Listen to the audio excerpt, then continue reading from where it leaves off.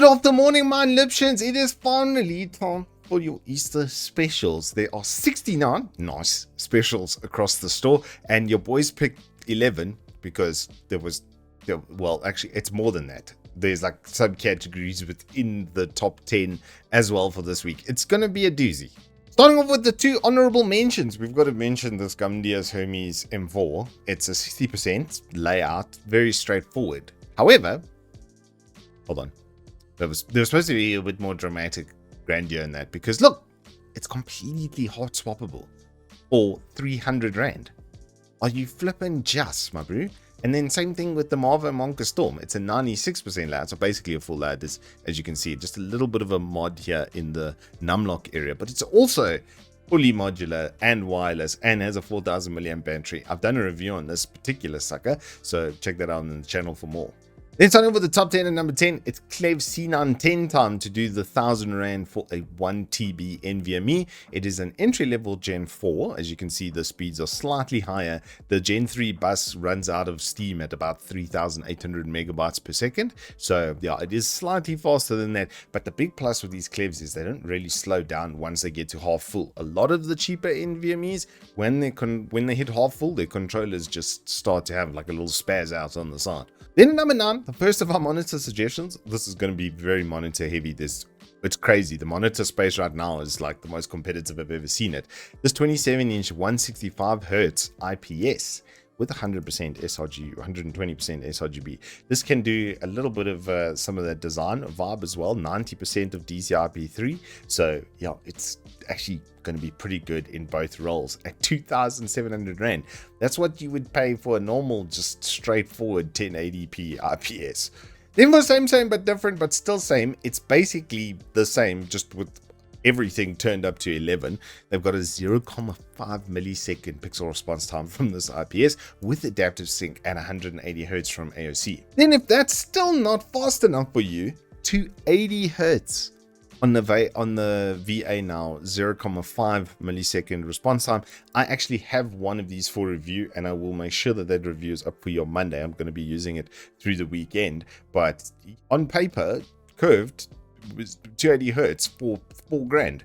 It's flipping ridiculous. And then finally, the last of the monitor suggestions is going to be the good old Dell 27-inch curved 165 Hz 1440p VA for a whole 14,299. So no wonder they put limit 1 per customer, because yeah, that's flipping ridiculous price.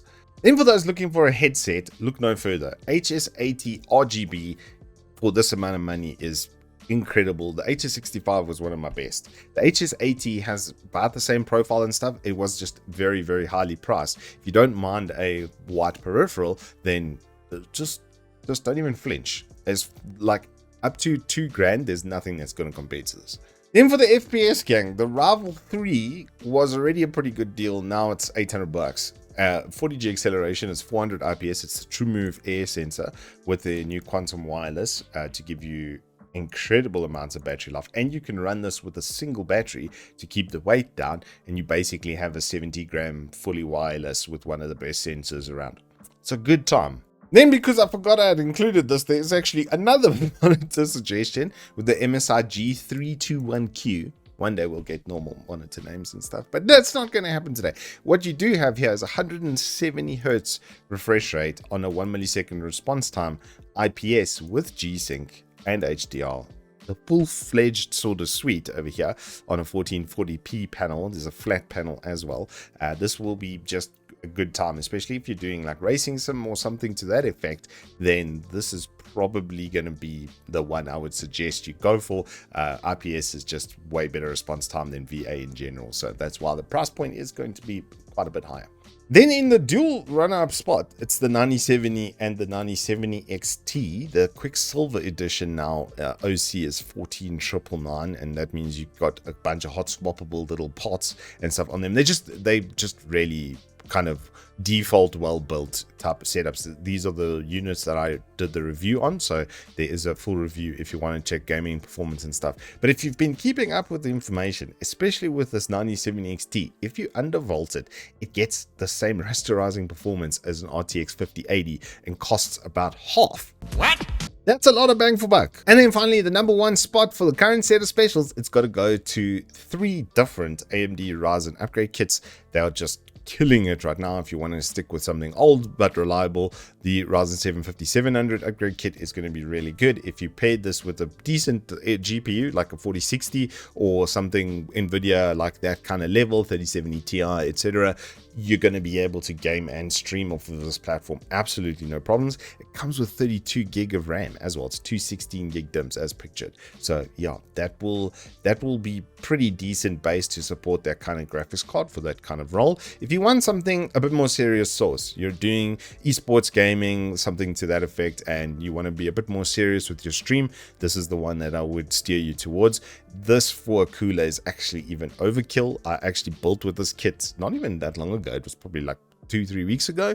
It's still one of the best bang for buck upgrade kits around, especially if you're wanting to go DDR5, AM5, have a bit of a longer lifetime implied with your build.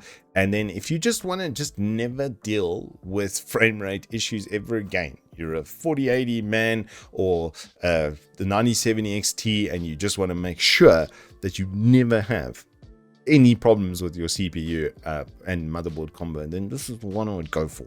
This X870 Pro Wi-Fi has got all of the bits and pieces that I love to see. It's got triple NVMe cooling on it. The memory that comes with this is very good as well, 7200 megahertz. It's got really good cache latency timings. I believe they're 44.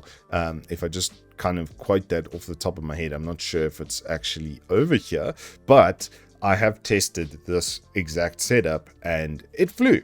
Basically, obviously motherboard was different, but same, it's still the same chipset. So yeah, this is what we have basically on our test bench right now, and it does not play. Let's put it that way.